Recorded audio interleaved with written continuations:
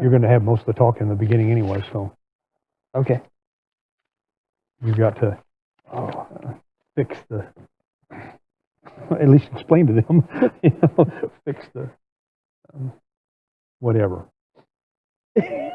Fix the abortion issue. You okay? I'm good. I'm good. Yeah, I'm good. It's gonna be a.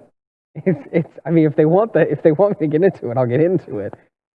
Well, he asked you to, if you find a way to do it, because it was very informative for him. So Yeah. We ready? Am I getting a countdown, or is it just starting whenever? What time is it anyway? 4:50. Okay. About. Yeah. Good evening, church, and thank you for joining us again in our class as we dive into Ecclesiastes. Really appreciate you all being here. As you know, here at Central, we're a small group church dedicated to being God's heart and hands in the community and beyond. We're followers of Jesus, and we want to become more Christ-like every day. And so that's part of the goal with this class is we examine the Word of God and we're trying to apply it to our lives, and we're trying to become more and more like Him. Thank you so much for joining us tonight. If you like what you're seeing tonight, make sure if you're watching on YouTube to subscribe. Make sure to turn the bell on. If you're watching on Facebook, make sure to give it a share. And let us know how we're doing. And please, if you have any questions over the material, we actually do have a question night, so we're gonna handle that. But if you have any questions over the material, don't be afraid to ask them. Post it in the comments below. Send us an email. Let us know. Let us know if you have any questions. We love to answer them. And for the one that I talked to that said that we need to quit playing musical chairs, but we are back in our original chairs. And the one that told me that will know who he is. So his name is John.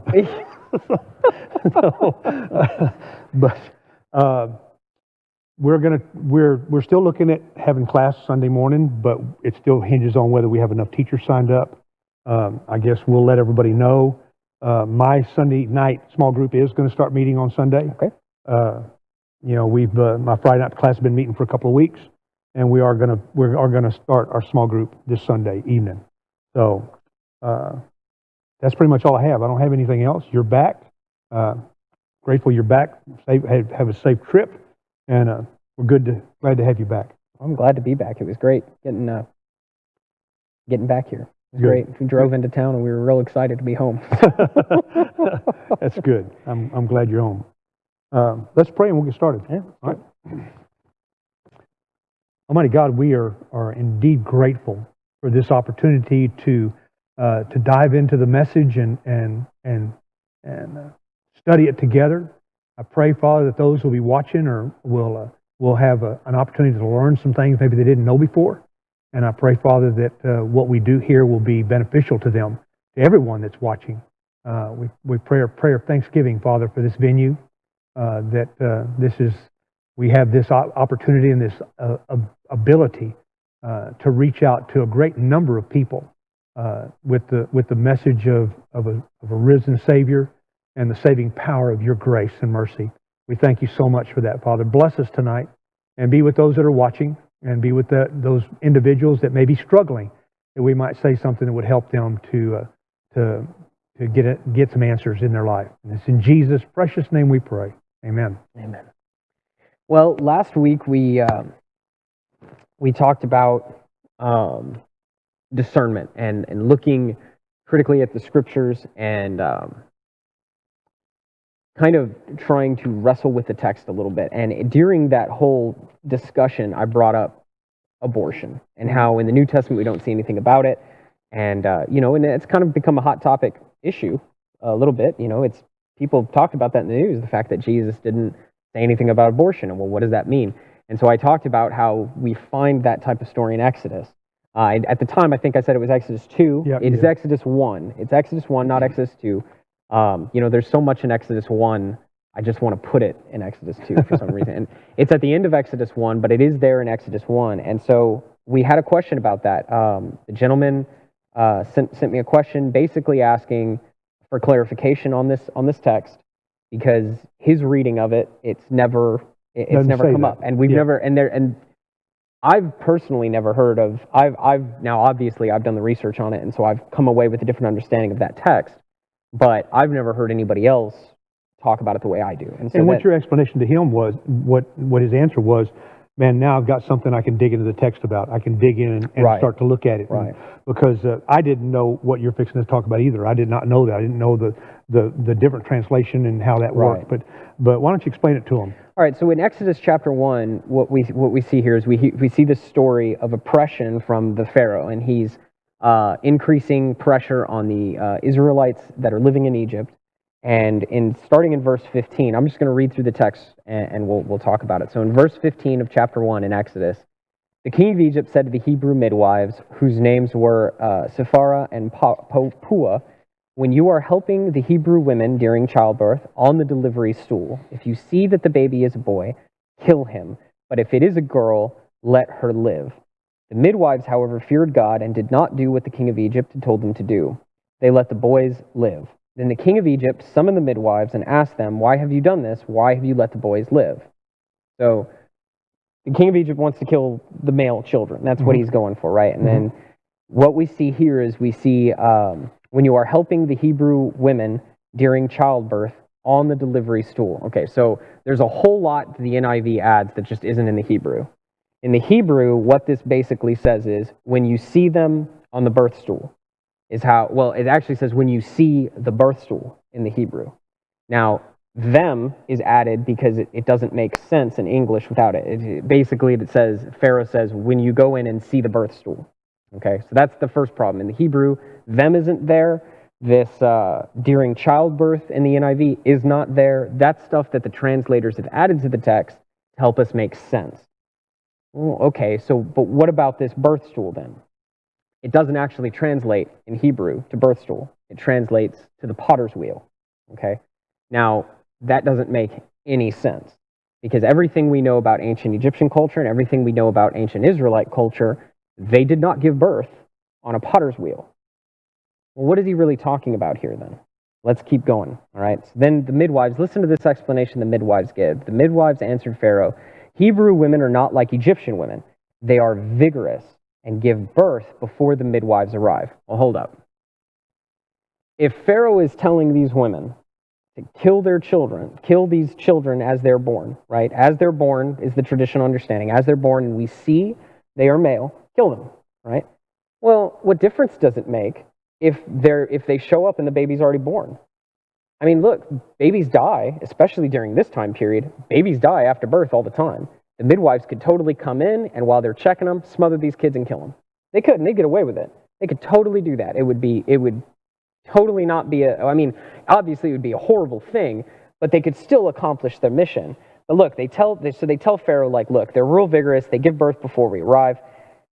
So, and then come down here to verse 22. Look, Pharaoh basically accepts the explanation, and then Pharaoh gave this order to all his people, every Hebrew boy that is born you must throw into the Nile, but let every girl live.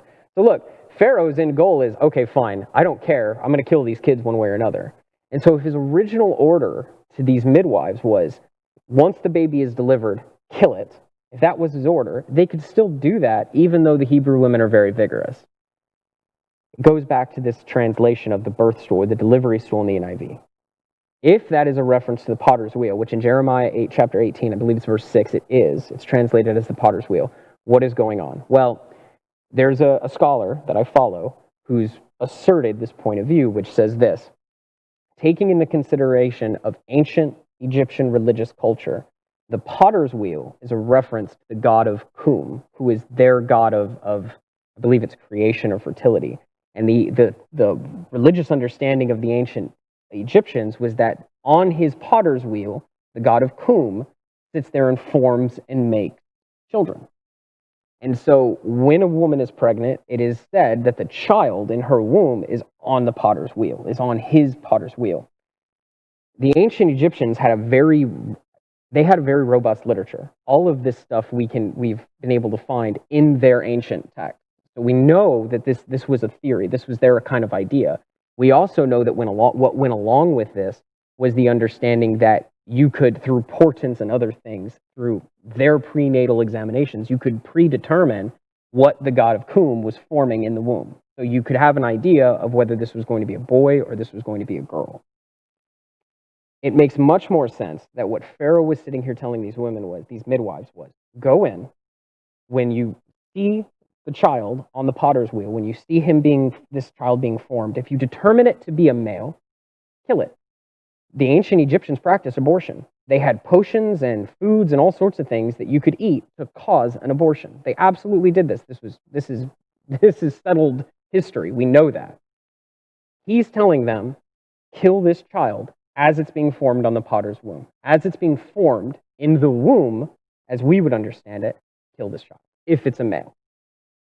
And when they come and they say, well, they're very vigorous, they give birth before we even get there. Now all of a sudden it's like, oh, okay, that's a legitimate excuse. Pharaoh's trying to be sneaky. And then when it doesn't work, his immediate response after this is, fine, just kill them all. Tell all the people everywhere, kill all these children.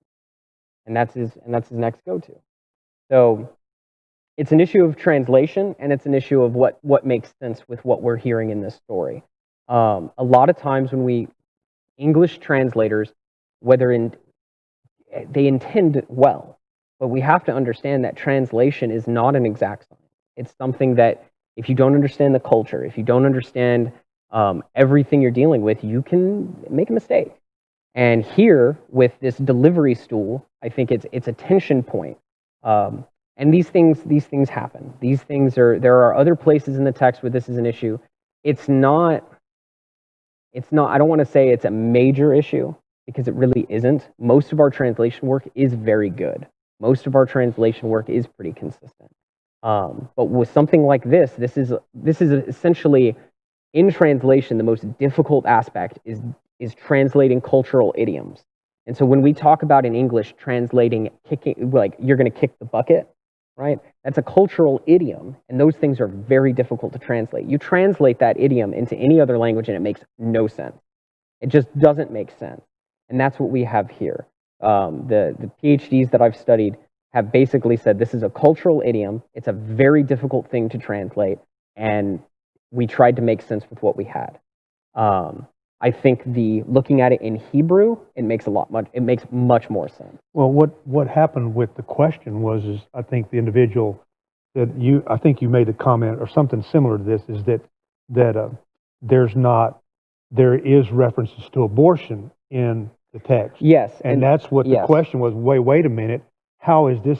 Because he went back and read the text and said, well, I don't see that. That's what this explanation is. Yes. And he said, thank you very much. Yes. I appreciate The other thing that we need to understand is, well, think about it in this broader sense. We see in the Mosaic Law multiple places where God obviously considers the child within the mother's womb to be important, to be relevant. Absolutely. And so we see that in other places in the text. It helps us understand the cultural mindset of first century Jews then. When Jesus arrives on scene, why doesn't Jesus ever speak out about abortion? Well, the answer is simple. He didn't have to. It was already viewed as murder, especially considering the story with the midwives. The Jews already, look at the response of the midwives. They immediately are like, we're not going to do this, right? And we're not going to kill these children, and that's not what we're going to do. And they already understood that God would have been displeased with this. So this was already in the Israelite mind. There's text. There's one in Psalm 139, talks about I'm fearfully and wonderfully made. Correct. Yep. Jeremiah, I believe, says that God formed me in my mother's womb. Yep.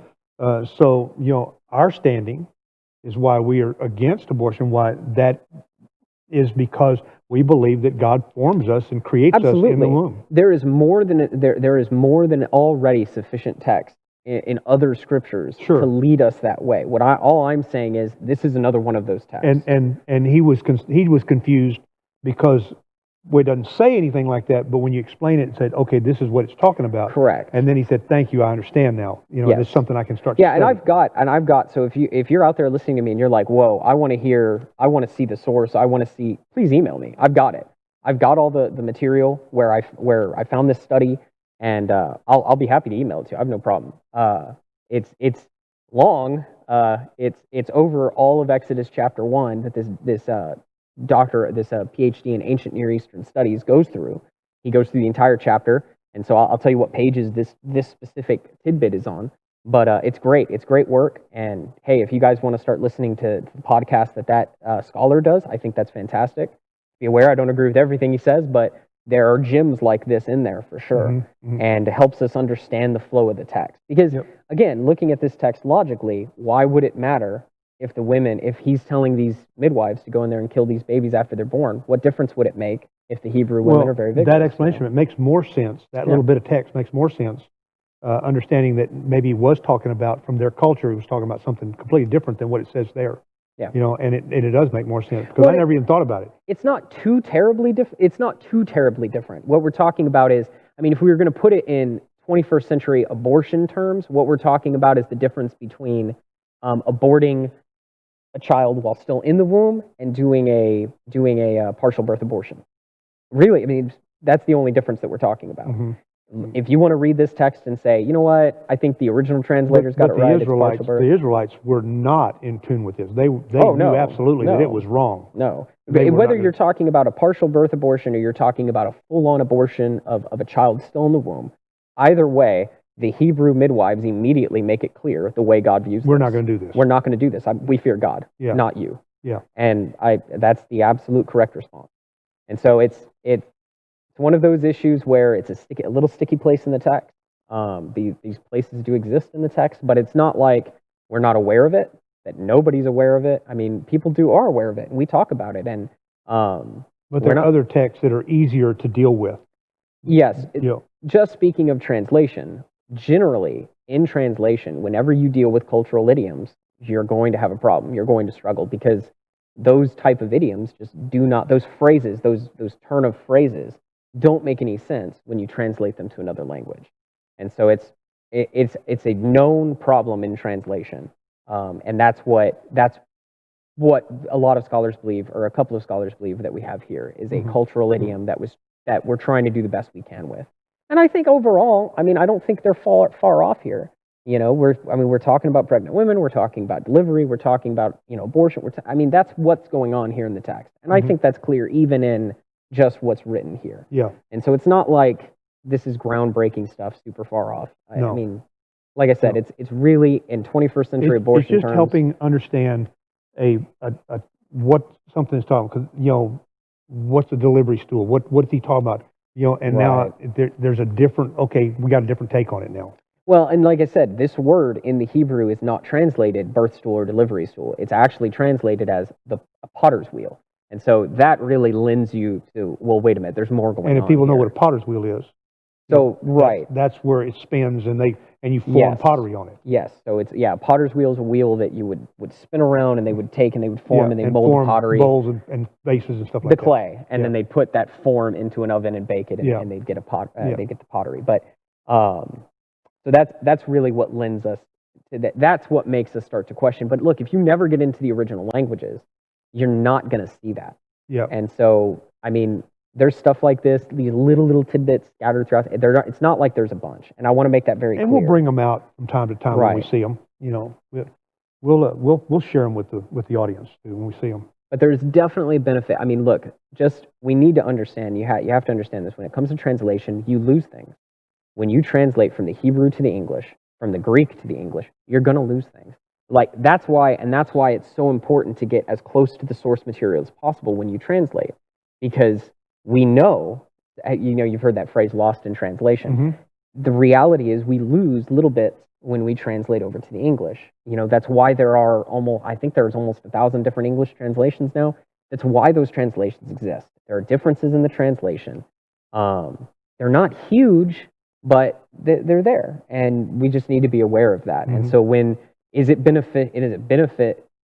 beneficial to look at the original Hebrew, to look at the original Greek? Absolutely. Yeah. Absolutely. It can help you paint a much clearer picture, I would say, of what's being talked about.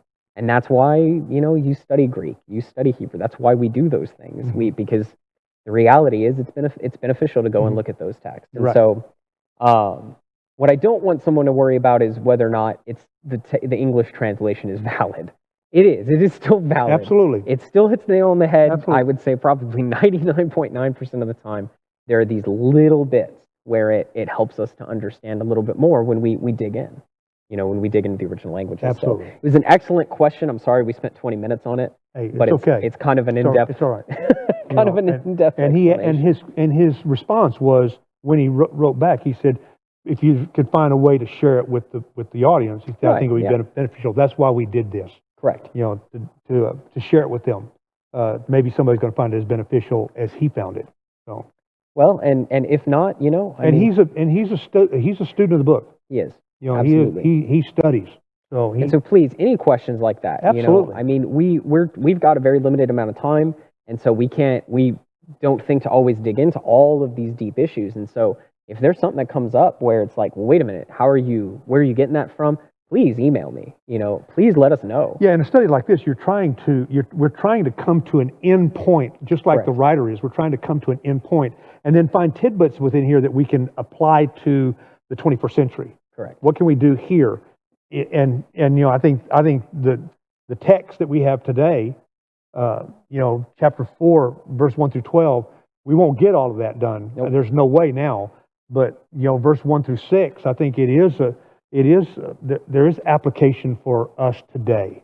In this text, it is a dark part of the text, very dark, very down, very depressing. I think without God, that's exactly where you. And absolutely, I hope we clarified that last week. That a lot of this is when the writer says without God, he's going to get to the end there, but we're going to bring it out pretty much every time. Correct. Without God, this stuff doesn't make it. It's meaningless without God. Well, and let's clarify. Whenever he says it's meaningless, he's saying that there is no meaning here, and so we have to understand that he's still wrestling with this. Kind of in this mindset of God isn't there, or it's godless almost. It's without a proper understanding of the role that God plays within all of these things, and we'll bring that out. It's going to be. I think chapter 4 really makes it obvious that his perception of how he's dealing and coming to these things. I'd also like to point out in chapter 4. There are other philosophers. We have the writings of Herodotus, Cicero, all these other ancient philosophers that also, Buddhism, for goodness sake, that deal with this exact issue that we're going to deal with tonight. Mm-hmm. And so they mention this. This is a well-known problem. Well, in our culture right now, it looks dark and bleak. Let's get into the text. Okay, because that's a good idea. Let's read chapter 4. We're in Ecclesiastes chapter 4, verse 1 through 3. Let me read it. This is in the NIV. Again, Ecclesiastes chapter 4, verses 1 through 3. Again, I looked and saw all the oppression that was taking place under the sun. I saw the tears of the oppressed, and they have no comforter. Power was on the side of their oppressors, and they have no comforter. And I declared to the dead who had already died, and I declared that the dead who had already died are happier than the living who are still alive. But better than both is the one who has never been born, who has not seen the evil that is done under the sun. It's dark. It's dark. I think I don't think that we can look at what's going on right now today in 2020 with American cities on fire every night. I don't think we can look at this and not think police about officers that. being shot. Police officers being shot. Protesters who are exercising their First Amendment right are being used to mask all of this horrible looting and rioting, right? These guys, they're being used. And, how many, I've seen photographs at this point of protesters who are trying to save the cops, cops that get cut off from their group, and they're sitting there protecting the cops. And so it's not everyone. It's not everyone, no, but it's but it becomes a mob mentality, and it becomes very dark and very dire, and it becomes, you see the oppressors, there's no comforters. When you have a mob running down the street and burning buildings, and then you top that off with COVID-19, and in a lot of areas of the country, people are still shell shocked. They've lost their jobs. They've lost family members, and then it just seems like what's next, and they're just being oppressed on every side. Maybe not by an individual, but they're being oppressed by situations every day. Really, take a second and imagine. All of the different people over the past, I feel like it's probably 5 years, 6 years maybe, all of these people that the news have brought to the forefront of our national conversation. And they've said, these people were oppressed, these people were unrighteously killed. And I understand that there are versions in each case. I haven't heard anybody disagree with the most current, with George Floyd. I don't think anybody. I haven't heard a single person try to argue one way or another No. that the cop was justified. I mean, No. I think there's no. I've seen the video, and my question is no question that this was wrong. Imagine his parents and his family, and I mean, I saw the tears of the oppressed, and they have no comforter. I mean, that's on the national level, on the conversation. That's pretty much what's going on right now. Is people are fed up with this over and over again, and I'm not trying to lay blame at anyone's feet. And I'm not. No. I'm not trying to point any fingers. That's not what I'm doing. I'm just saying the reality is that's what it's there. These people feel that way, and when you have these examples over and over and over again, I can understand how they get there. And there's a dynamic here that's going on in our country, that in these situations, that we don't know all the ins and outs of. That's right. We can't.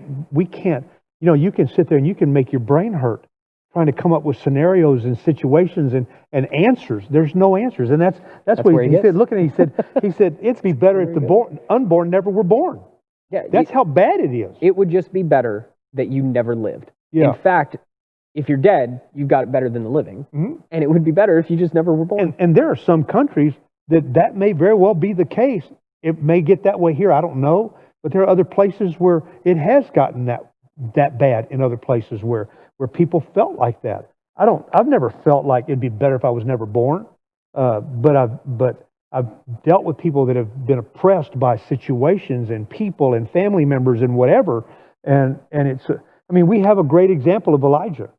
Elijah runs from Ahab and Jezebel, and he is terrified, he's scared, and he's fed up, and he's given up. He's fed up and given up. And he said, man, why don't you just kill me? Because I'm done here. And God comes along, and in these first 3 verses, without God, it can get to feeling like that. When you go to be with your friend that just lost his son, it can get very dark and very, very no answers very quickly. Without God in a person's life, sometimes this stuff just doesn't make any sense. Well, imagine for 1 second, look at it, to put on the perspective of someone who doesn't believe in God, or doesn't believe, or maybe even believes that God just kind of spun the dial, and now we're on the top and we're just spinning and he walked away, right? Imagine how horrible where you get, children die, natural disasters. Over and over and over again. These are things that all of this suffering that we deal with in this world, these are things that cause people of faith to stutter. It causes people of faith to doubt. It can be a huge problem if we're not well versed in the scriptures and we don't understand what God's up to and how all this kind of works. If we're not seeking his answers here, if we're just believers, we can struggle with this stuff. And so these are very deep questions that Solomon is dealing with. This especially what he's bringing out here. This has been talked about by Herodotus, like I said, Cicero. Buddhism talk. All of these different philosophies and religions all across the world deal with this, see this reality that there are those who are oppressed, and that there's just nothing that's done. They don't find any justice. There's injustice seems to abound. As he says here, power was on the side of the oppressors. How often do we see that to be the case? I want to take it just a little bit different. Go for it. It says, I saw the tears of the oppressed, and they have no comforter. Power was on the side of their oppressor, and they have no comforter. When sin is your oppressor, when the idea and the bringing that upon ourselves, that sinful lifestyle becomes your oppressor, and there is no one to comfort you, it is overwhelming. There are people watching us right now that sin in their life, whatever it is, it can be whatever, just sin that's oppressed them, and they've been involved so long in this sin that it's oppressive now, and it's weighing on them, and it's struggling, it's strangling them. They got no place to turn. They've tried everything. Nothing works. Alcohol don't work. Drugs don't work. People don't work. Nothing works. I'm here to tell you guys that what does work and what He will get to, God does work. Absolutely. But I remember, I've dealt with a lot of people. I remember in my own life when I felt like I had no one in my life and I was alone. That is an ugly, ugly, horrible place to be, because you feel absolutely, positively alone. And you can go to that place where, what was I born for? Take a child who's been abused and is living in an abusive situation. And I've heard them say, they've said it to me, I didn't choose this life. They did this to me. And they have nobody. And it's overwhelming. It will suck the life out of people. And that's what Solomon is dealing with here. He's looking around and saying, look, I'm seeing the tears and I'm seeing the oppression. They have nobody. And he said, and I'm going to declare to you, he says, the dead who have already died are happier than the living are still alive, because they're through with it. They're done. From his perspective here, they're done. And he says, and in fact, the ones that haven't been born yet, it'd be better that we just don't let them be born. They just won't be born. Yeah, because they don't have to see this. They don't have to see this. They don't have to deal with it. See this oppression and be oppressed and experience all of this. Think about Israel. Elijah's dealing with a lousy, lousy king. Okay? And he's running for his life. And God says, oh, you don't understand. I've got some folks reserved that have never bent their knee. They've never got on their knees to Baal. So I've got this. And you're going to go do this, and you're going to do this, and you're going to do this. And this is my plan. Got it. And like we told you before, guys, just because you don't see God's plan doesn't mean He doesn't have one. He's got one today in the United States of America. He's got one in this world. We may not see it. We're looking, really? It looks like the plan's unraveled. Doesn't it? It can look like, not from your perspective, but from a person who's looking at it and saying, I've been locked up in my house for 2 months. Absolutely. And then I turn on the TV and I see people running through malls. And I saw one yesterday. He said, hey, get me a free bottle of perfume. And you're sitting there and saying, what's next? Well, and then remember, we've got COVID-19 going on with all of this. And I thought we all had to stay in our homes to be safe. Mm-hmm. And so now, I haven't seen the media call out a single issue with that. Now we got all these protesters out there. Is COVID-19 coming back? I know that's on the mind of people. Sure it is. Wait a minute. I thought we all had to social distance. You see the protesters, but not just the rioting on top of it. And it's like, well, wait a minute. Mm-hmm. I thought we all had to shelter in place. Mm-hmm. Almost all of these states where this is going on, they have shelter in place orders. And for me, I'm not going to say it doesn't bother me, because it does. Absolutely. But I trust God. Yes. The guy I'm talking to, the lady I'm talking to, is the one that doesn't have that relationship. Yep. And so when they read text like this, they say, he's talking to me. He was writing this to me. You write my name above this text, because that's who he's talking. He's talking to me, because I'm struggling right now with this. We have a lot of, I would say that right now in this country, we have a lot of people who are living this text. Absolutely. We have so many people who are living this text. So many people who look at what's going on and say, nobody cares about me. And I could lose my life in the street tomorrow and nobody cares. And no one's going to care, and it's not going to matter. It would be better if I were dead. Mm-hmm. And that's not true. No, it's not true. Because you know what? The reality is all of us are made in His image. Mm-hmm. He wants to be in a relationship with all of us. And the reality is that, yes, there is oppression in this world. And the reality is, yes, there is injustice in the world. And the reality is, you're never going to find justice in this world. I think that, I honestly believe that nations have tried their best. People try their best to get there. I really do believe that. But we're not capable of it. And that's God's teaching. Whether you want to say that we won't do it or we're not capable of it, the end result is it's not going to happen. And so what we need to understand in that is that God has worked very hard to offer redemption to all of us. That's right. And the reason this injustice continues is because God is incredibly patient, not wanting any to perish, but all to repent. And so that's why does this stuff keep happening? Why does the oppression continue? Why is it that evil men and women still walk the earth and commit horrible evils on children? Why is it that all of these things happen? Because God is incredibly patient. Because he holds on and more people repent. It gives more people the opportunity to turn from what they're doing and to repent. Yeah. And there's a text, I believe it's in Lamentations, it says, the steadfast love of the Lord never ceases. We have a song that we sing by that title, the steadfast love of the Lord. And he is extremely patient, and he loves unconditionally. He loves his creation. He loves people, and he wants them to come to repentance, but he will punish them.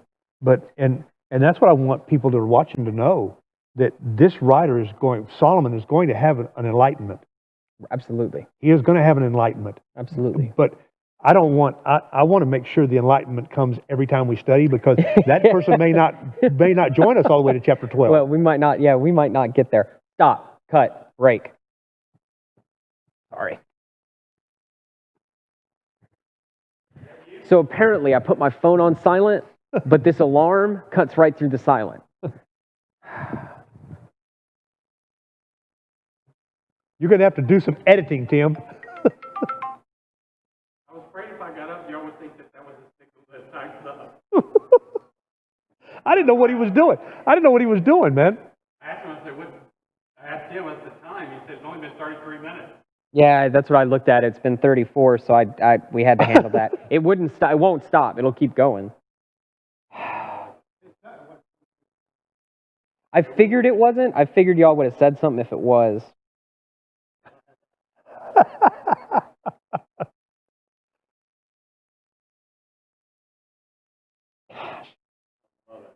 More bloopers. That's right. When I was waiting for you to finish a thought, so you had a good stopping point. Oh, man. All right. Now I've lost my train of thought. You're fine. I got you. Okay. You're right. The reality is we're not every week, we're not going to hit chapter 12. And so we've got to make sure people understand. We don't want to leave people without hope. Yeah. Because we don't want people to just be like, "Oh my gosh, you're right. There's no hope." That's not the point.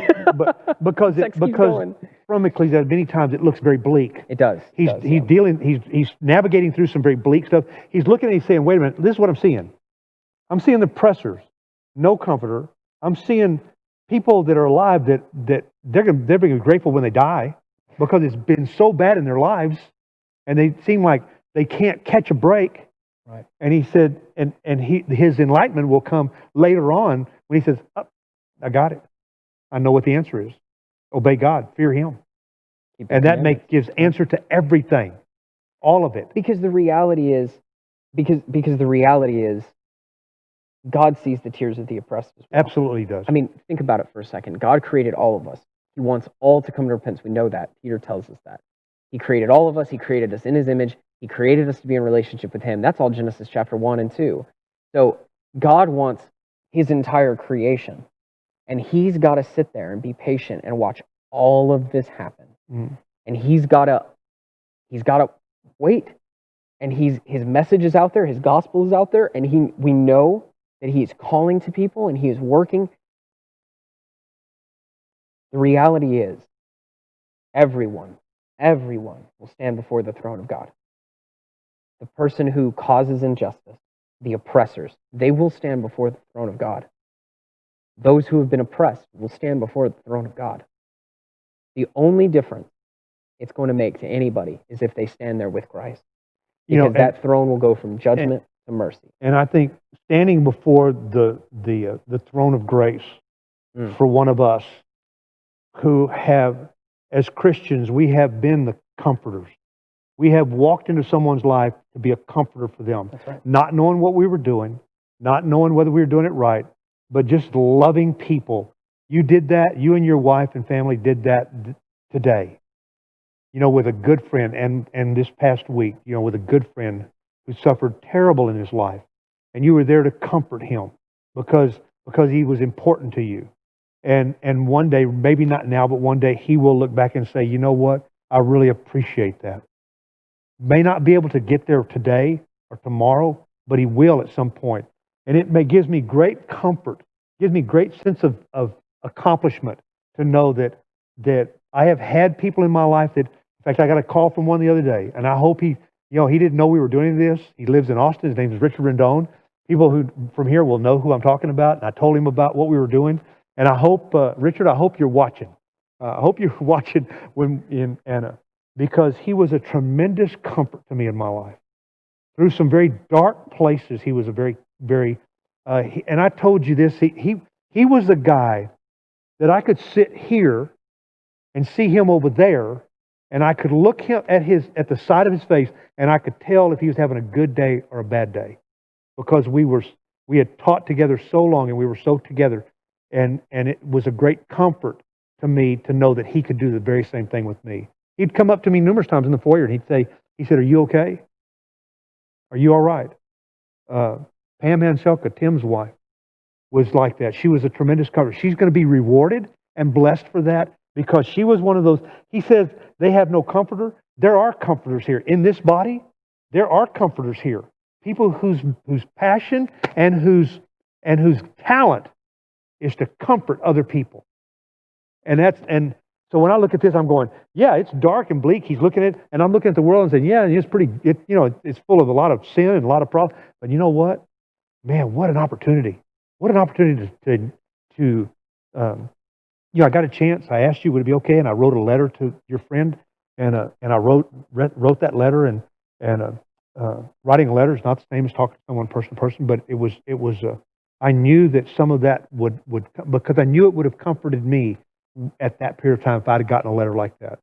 And so, we learn from the tragedies and the oppression in our lives from sin and from people and from situations, and we learn how to comfort people.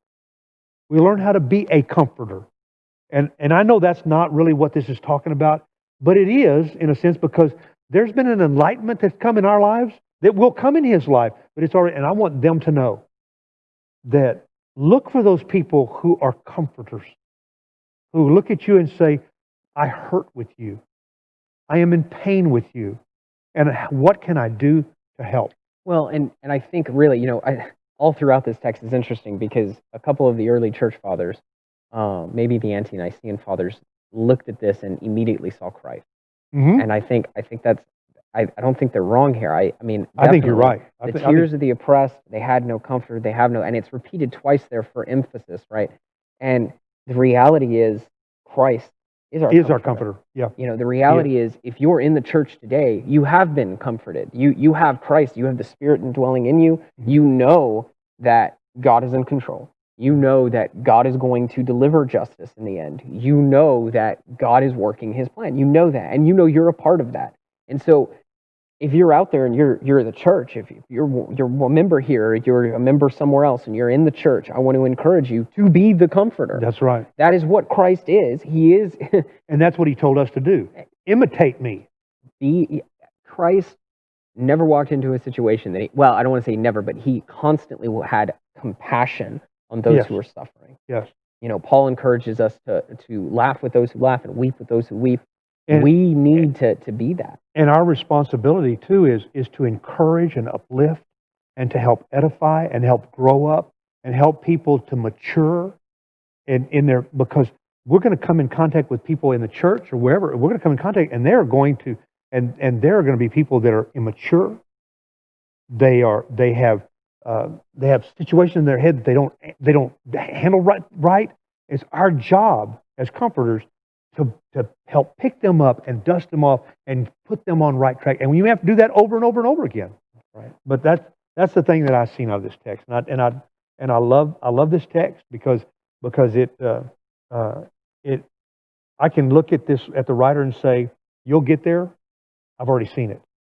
I've already seen that this is not the way it has to be. It's real. It is real.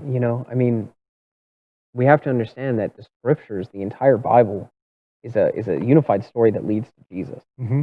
And the writers in Scripture are not ignorant of the things that we suffer, of the pain that we go through. God is not ignorant of those things. He knows, and He cares. He really Absolutely. does. Absolutely. But it can get dark. It can get to this point It where can. it doesn't feel It like can. it. So if you're out there tonight and you're watching us, and you're not in the church, maybe this is you. Maybe when I read this text, especially with what's going on right now, this is you.